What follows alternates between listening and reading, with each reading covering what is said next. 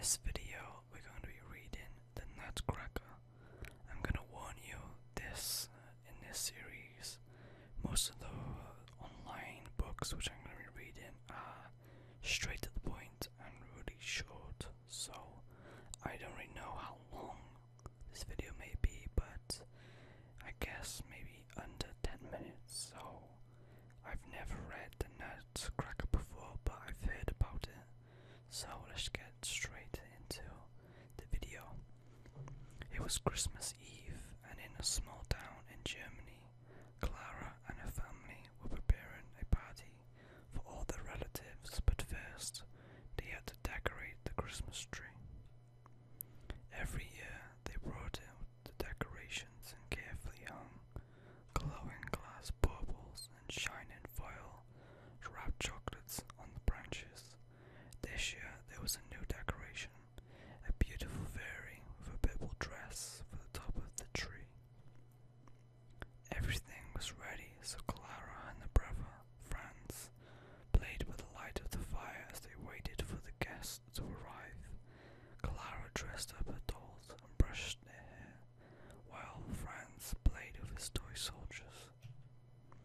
Soon Clara and Franz's grandparents, aunts, uncles and cousins arrived with presents. Last to arrive was Godfather Drosselmeyer, who always brought extra special presents for all the children. Clara was excited to see what Godfather Drosselmeyer brought her this year. The present was a nutcracker, but no ordinary nutcracker. It was made as a little wooden man, dressed in a red and black uniform. Clara loved a nutcracker. Franz was sure it was a soldier, and so he should have it. "Let me play with it," he said, while trying to take it away from Clara, but she held on tight. In the tug-of-war struggle, the poor nutcracker's leg came off. Godfather Drosselmeyer took the nutcracker gently from Clara, put some glue in on his leg and whispered some magic words. He then told Clara to let the nutcracker rest by the fire while she went off to play with her cousins. "He'll be fine by midnight. Just look out for the mice," he said. Clara had so much fun at the party that she forgot all about her nutcracker and went to bed without him. She woke suddenly at midnight, remembering her presents left alone by the fire. "My nutcracker," she said.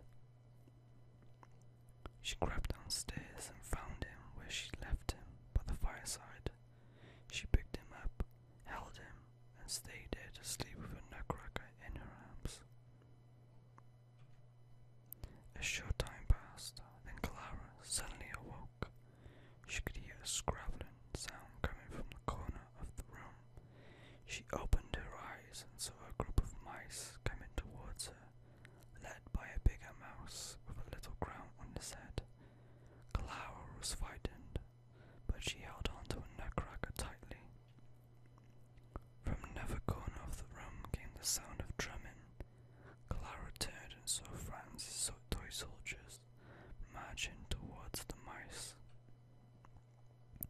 The nutcracker moved in Clara's arms and came to life.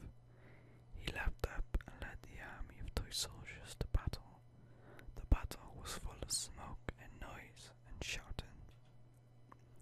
Clara couldn't see what was happening, but she knew her nutcracker wasn't safe fighting the Mouse King, so she threw a slipper at the Mouse King and he fell over. All the other mice ran away, taking the fallen king with them.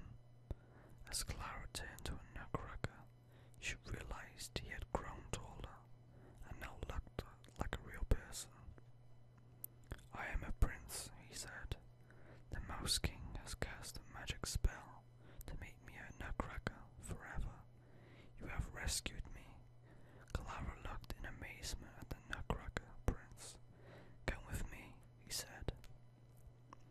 Clara and the nutcracker prince flew by magic over glittering snowy landscapes until they came to a shining white island of sugared icing where a purple-dressed fairy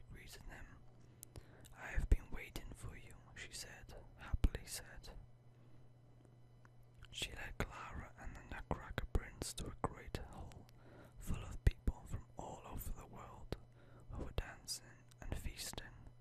Clara and the Nutcracker Prince sat on thrones and happily watched the entertainment. Soon the party was over, and the fairy took Clara and the Nutcracker Prince into a beautiful sleigh.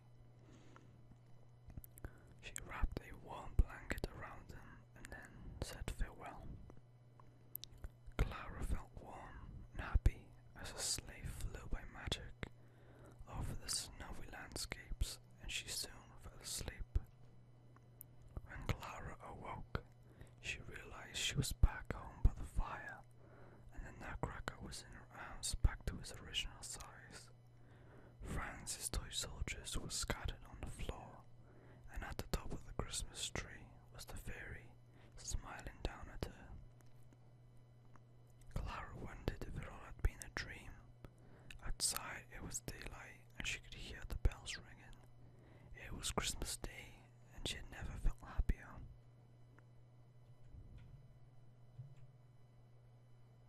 The end.